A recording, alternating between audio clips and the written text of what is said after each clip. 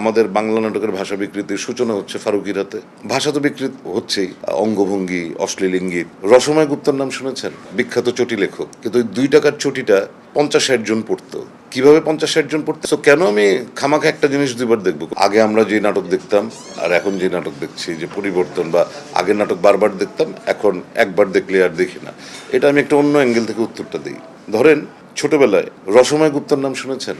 বিখ্যাত চটি লেখক, অ্যাডাল্ট কন্টেন্ট লিখতো উনি। একটি রসময় গুপ্তের চটির দাম ছিল 2 টাকা, কিন্তু ওই 2 টাকার চটিটা 50-60 জন পড়তো।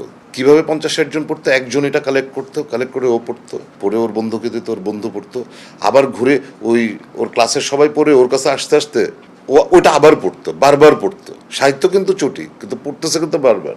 এখন আপনি মোবাইলে পর্ন দেখতে পারতেছেন। এখন কেউ কি পর্নটা রিপিট করে? একটা পর্ন একবার দেখা হয়ে গেলে শেষ, সে আবার নতুন পর্ন খুঁজে। মানে আমি আপনাকে বুঝাতে চাচ্ছি, যুগ চেঞ্জ।